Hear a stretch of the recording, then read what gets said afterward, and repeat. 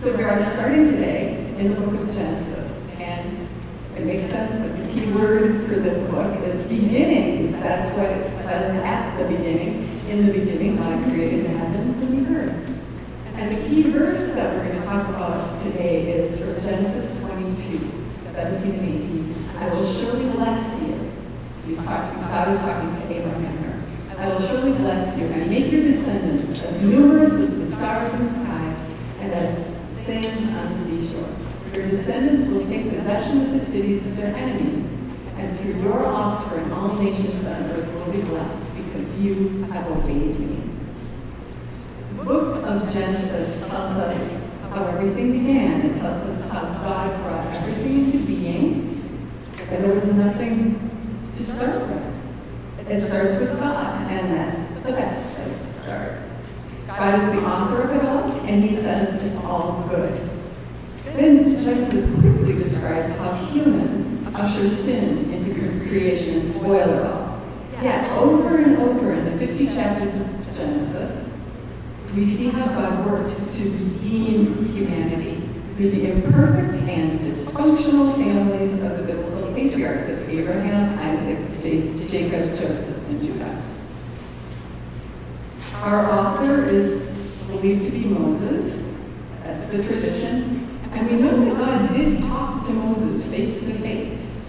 And much of what we read in the first 5 books of the Old Testament are literally God's words to Moses. But Moses doesn't claim that for Genesis.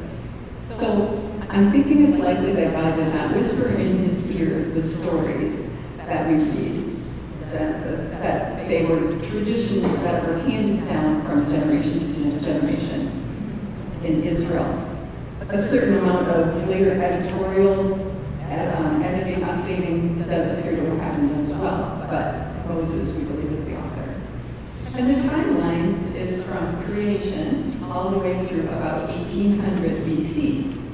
It was probably written, if it was written by Moses, it was written probably between 1446 and 1406 BC, during the time that the Israelites were wandering in the wilderness. You can break Genesis into 2 parts.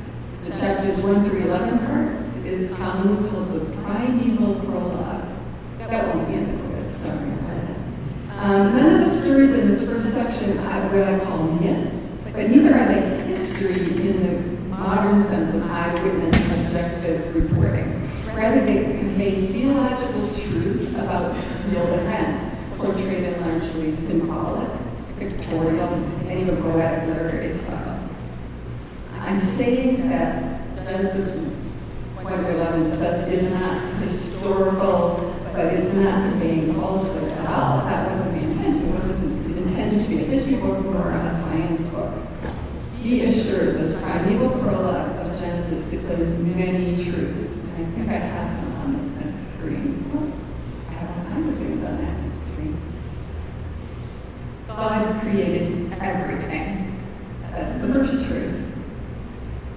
There was a special divine intervention in the origin of the first man and woman. We call them Adam and Eve. That's what they're called in Genesis. All humanity is therefore related. We all come from the same parents. The created world, including humanity, is fallen. That's the first sin that we traditionally is eating of the fruit of the tree of the knowledge of good and evil. After the human family rebels, we see God's judgment and we see God's mercy. So, Genesis presents the true, holy, and omnipotent God. The Creator exists before the creation and is independent of the world. God speaks and the elements come into being, which is beautiful. The divine work is good, just, and whole. After the human family rebels, we see God's judgment and his mercy. Adam and Eve sinned and are judged. But even though God said, the very day you eat of it, this tree, the fruit of this tree, you will die, that doesn't happen. They are not struck dead. They are instead cast out of the Garden of Eden, and mercifully, God clothes them After that, Cain sins, their son, and he is judged. But again, he's not struck dead. Immediately, he is sent to wander the earth. Mercifully, God protects Cain from being killed, and Cain did not deserve this protection. After the creation and the fall and the judgment on humans, the primeval prologue tells the story of the flood. Noah and his ark. And just by calling it Noah and the ark, I imagine you're picturing your Sunday school classes when you were a kid, or an illustrated book of some happy animals climbing up the ramp to say hello to Noah. But it's not really a children's story. In fact, it's more of a horror story. We all think that if we were living back then, we'd be Noah or his family, but I have news. We'd all be drowned. But people had become so evil that God hardly recognized them as human anymore. Okay, good. I have my slides. Every inclination of the thoughts of their hearts was only evil continually. That's what he says in Genesis chapter 6, verse 5. That's how evil things were. We think things are evil today. Well, apparently in the days of Noah, it was even worse. So in judgment, God destroys all but Noah and his immediate family. But afterward, God promises his mercy. And that verse is beautiful.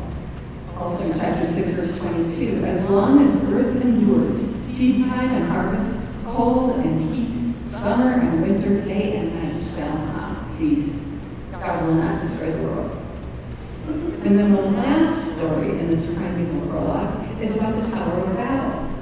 And that ends with God confusing human language and scattering people over the face of the earth. Well, I've said that these all show God's judgment and his mercy, but that one, where's the mercy in that? There's just judgment. However, the next thing that we read is the genealogy of Abram. And the second part of the book of Genesis begins, the patriarch part. And since I said that Genesis is the book of beginnings, this is the beginning of the redemption after the Tower of Babel. God has promised to bless all the nations through Abraham. The Lord had said to Abraham, oops, that's not where I want to read. I want to read our key verse. I will surely bless you and make your descendants as numerous as the stars in the sky, and as the sand on the seashore. Your descendants will take possession of the cities of their enemies, and through your offspring, all nations on earth will be blessed because you have obeyed me. And that verse is on the front of your bulletin this morning. So, while we don't talk much about the Tower of Babel in churches or even in our kids' Sunday school classes, we're now living out the merciful part of God's judgment on the nations of Babel. He is planning to bring all nations back together again under his own kingship. He's already started. But I'm getting ahead of myself. The call of Abram in Genesis was a radical new development. God acted in history. This is historical. To set in motion a series of events that ultimately will heal the wound or bridge the gap between us and God. Now, Wayne has preached recently about both Abraham and Joseph, and I discussed Judah in some detail during my sermon on Tamar a few months ago. So you should be familiar with the players here, but I'm going to go into detail about Abraham. He is the biggest deal in the second part of the book of Genesis. He was incredibly special. God talked to him, because the first thing God said to him, the Lord had said to Abram, go forth from your country, your people, and your father's household to the land I will show you. I will make you into a great nation, and I will bless you. I will make your name great, and you will be a blessing. I will bless those who bless you, and whoever curses you, I will curse. And all peoples on earth will be blessed through you. So Abram went, as the Lord had told him. And Lot went with him. Abram was 75 years old when he set out for Haran. He took his wife Sarai, his nephew Lot, all the possessions they had accumulated, and the people they had acquired in Haran, and they set out for the land of Canaan, and they arrived there. Abram was from a pagan household, but Yahweh, the Lord, spoke to him, and Abram believed and obeyed. We don't hear anything about Abram arguing or kvetching at all. He just believed and he obeyed. And Abram led a very adventurous life. He did not stay in Canaan after they arrived there in this verse. When he got there, the Lord appeared to him and said again, to your offspring I will give this land. And Abram built an altar there. But after a time there was a famine, and Abram took his family to Egypt. When he went back to Canaan later, he was very, very wealthy. Again the Lord spoke to him, telling him that all the land he could see would belong to him and to his offspring. Years after he and his nephew Lot had settled in the region, several kings, tribal warlord type kings, sacked Sodom where Lot was living and his family, and they carried off Lot and his family and all their possessions.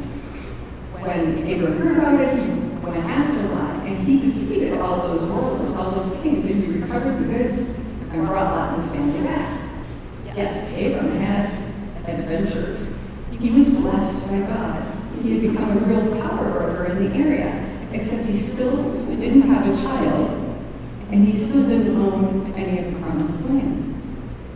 Then God came to Abram in a vision. He promised him again that he would have a son, his own flesh and blood, who would be his heir, and that he would have as many offspring as the stars in the sky. And Abram again believed.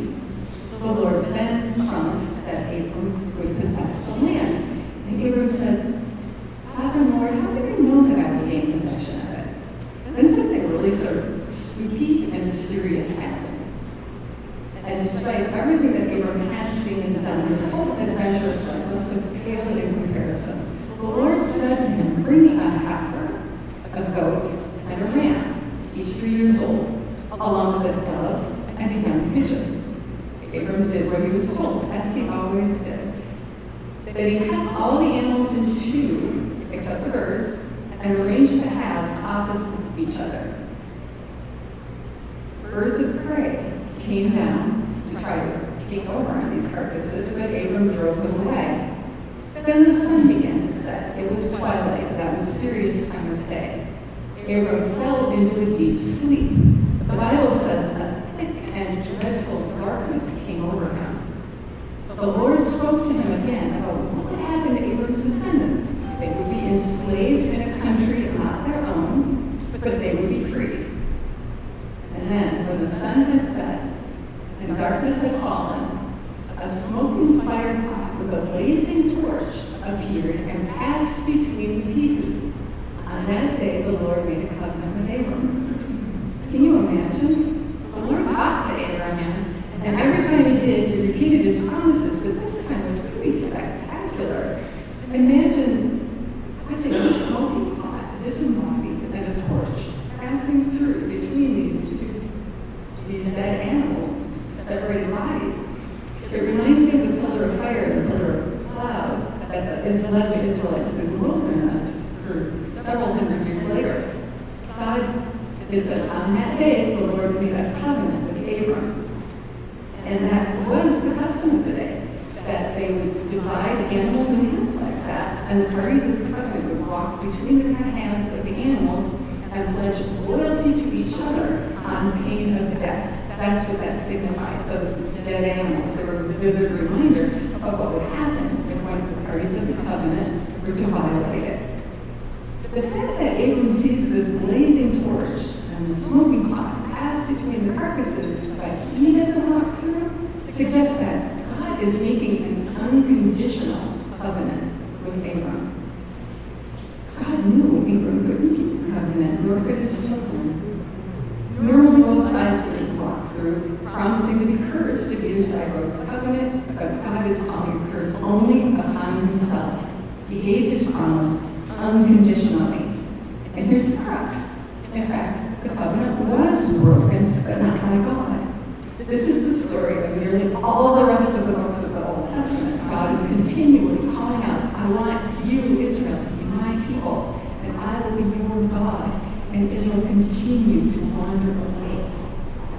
Ultimately, God took the promised curse on himself in the crucifixion that should have been taken by us. This is amazing. This is amazing grace. And the grace continues to overflow. You know the story. Abram and Sarai decide to take matters into their own hands, and Abram does have a son, Ishmael, by Sarai's handmaid, Hagar. Then finally, Sarah has a son named Isaac. This is when God changes their names from Abram and Sarai to Abraham and Sarah. And then they all live happily ever after. I'm kidding. No, God had one more big adventure for Abraham. And you know this story as well. God spoke to Abraham again and told him to take Isaac, his son, to a mountain that God would show him and sacrifice his only son as a burnt offering. Abraham proved himself willing to trust God, and God honored that. And I think you can see that this all points forward to Jesus. God sacrificed his son, his only son, whom he loved. Jesus, of course, was a descendant of Abraham, and he is the one through whom all nations are blessed. Genesis points directly to Jesus. God gave Abraham a promise, and now here we are, 4,000 years later, and we are living the fulfillment of that promise. Again, I have to say, amazing grace. Going back to our key verse, I will surely bless you and make your descendants as numerous as the stars in the sky and as the sand on the seashore. Your descendants will take possession of the cities of their enemies, and through your offspring, all nations on earth will be blessed because you have obeyed me. That's the promise Abraham and we received immediately after he did not withhold his son Isaac. This verse comes immediately after that. The rest of Genesis is just as fascinating. God surprisingly blesses sons of Abraham whom you wouldn't expect. Isaac was not literally Abraham's first son. Somehow Sarah figured into God's plan more than Hagar did. Isaac married Rebekah, and she had twins, Esau and Jacob. Jacob was the second born, even though they were twins. He was the one, though, chosen by God to carry on the blessing and the promise. Jacob himself had 12 sons, and he loved one of the very youngest, second from the last, Joseph, more than all the rest. He wasn't Jacob's first son by a long shot, but he was the firstborn of Jacob's favorite wife, Rachel. Even so, the promised one, the Messiah, didn't come from Joseph either. He came from the line of Judah. Judah was the fourth of 6 sons of Jacob's first wife, Leah. Okay, he had 12 sons total. Judah was kind of smack in the middle. He would never have picked him for the blessing. But here's the key part of Judah's blessing. The scepter will not depart from Judah, nor the ruler's staff from between his feet, until he to whom it belongs shall come, and the obedience of the nations shall be his. Now, of course, this refers to King David, as he came from the line of Judah, but more important, so did King Jesus, through whom all the nations of the world are blessed. God knew from the beginning of time, actually even before the beginning of time, that he would eventually bless all the world with his love and his mercy through Jesus Christ. So, Genesis is all about beginnings. Adam and Eve at the very beginning. Noah, he restarted the whole human race after the flood. And Abraham, receiving God's special covenant after God had scattered the nations because of the Tower of Babel. Creation and redemption. Justice and mercy. And these are things that we see throughout the whole Bible. So when you read Genesis, remember that when you have faith, you are as precious to God as Abraham was. You will receive justice, and you will receive mercy as well. God made you, and God will also redeem you. Amen.